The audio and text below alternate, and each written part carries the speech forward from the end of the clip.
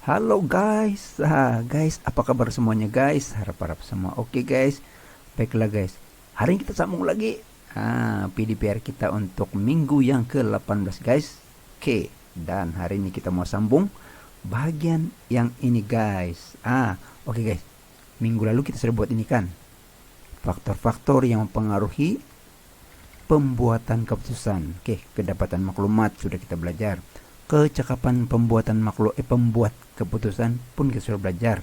Oke, dalam kelas saya yang minggu lalu itu. Oke, hari ini kita sambung bahagian yang ketiga ini guys. Poin yang ketiga itu faktor situasi. Oke. Situasi ini macam mana nih guys? Oke, hari ini kita mau buat prank. Contoh saja. Kita prank si Firzuan. Katakan kita kasih magic si Firzuan, kita kasih jatuh dia, kita kasih letak dia di China. Hahaha. Macam mana agaknya keadaan si Firzuan kalau kita letak dia di negara China? Sengsara dia kan guys. Dia tidak kenal siapa-siapa. Jalan dia pun tidak tahu, nama kampung, nama tempat. Wow, mungkin si Firzuan terduduk dan menangis karena dia tidak tahu buat apa-apa. Menelepon SIM card entah berfungsi kah tidak, nama tempat balai polis pun dia tidak tahu bercakap Cina. Contohlah, mungkin si Firzuan punya cakap Cina ini kan. Contoh macam itu. Jadi akan kebingungan. Dia tidak tahu mau buat apa-apa. Dia tidak boleh buat keputusan. Itu contoh dia. Tapi contohlah, katakanlah kita kasih prank si Firzuan lah. Kita kasih jatuh dia di sana di Keningau. Tadi di China kan. Sekarang kita kasih jatuh dia di Keningau lah. Si Firzuan bilang, ini saya tahu. Ini di Keningau ini. Saya tahu jalan pergi Tamunan. Atau jangan-jangan dia ada saudara sana. Jadi dia boleh buat keputusan. Oh, saya mau pergi cari bas lah. Atau saya mau pergi cari kawan saya lah sana kampung ini. Nah, tengok guys.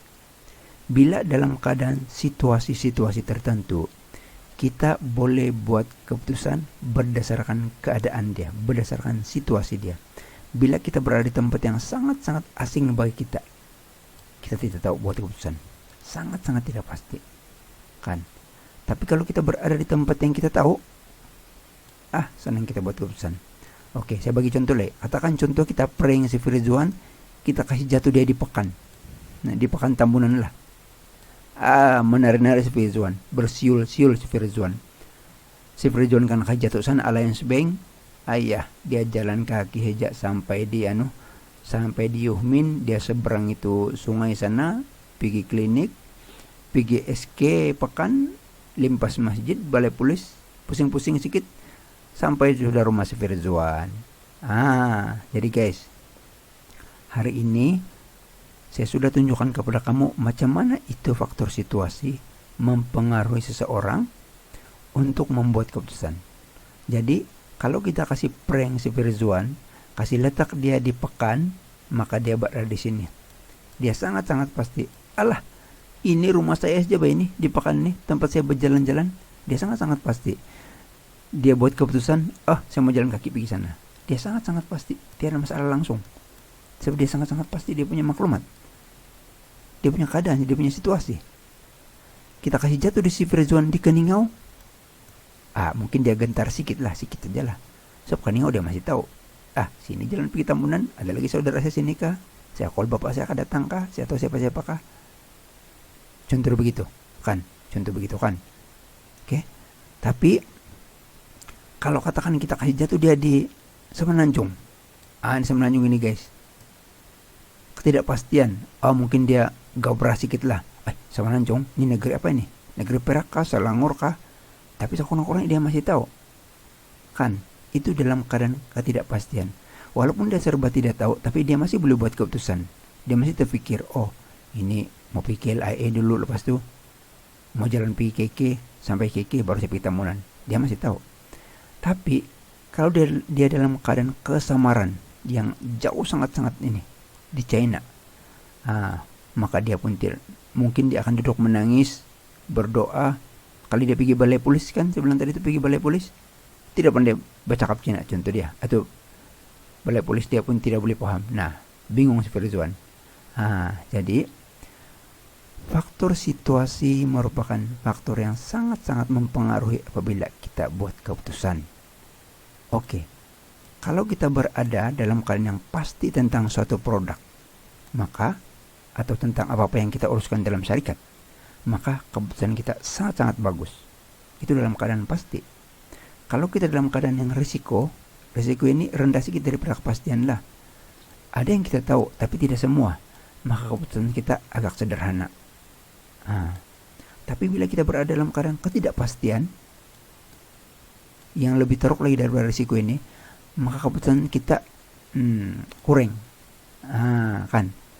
Tapi kalau kita dalam keadaan kesamaran yang langsung tidak tahu apa-apa, maka keputusan kita mungkin sangat-sangat teruk. Kita tidak tahu apa yang kita mau buat ini. Oke, jadi guys, hari ini sudah share dengan kamu. Faktor situasi merupakan salah satu daripada faktor yang sangat-sangat penting untuk kita membuat keputusan. Yaitu ada 4. Kepastian, sangat-sangat pasti, senang untuk buat keputusan. Risiko, sederhana kan. Maksud saya, tidak pasti, oke juga, tapi berisiko, tidak pasti sangat. Oke, kita boleh putuskan, sederhana.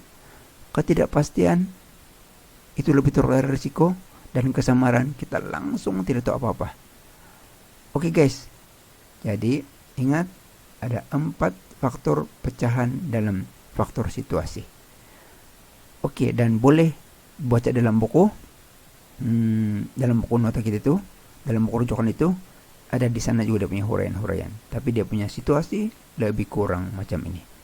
Oke guys, terima kasih karena telah mengikuti video ini. Selamat belajar, jangan lupa ulang kaji, cari itu fakta-fakta, belajar menghurai, isi itu kerja rumah yang saya bagi itu. Dan satu lagi yang paling penting ialah coba pergi buat tuh soalan-soalan sana di belakang tuh setiap bab dalam buku rujukan itu. Oke guys, terima kasih, sampai jumpa lagi di kelas. Bye bye guys.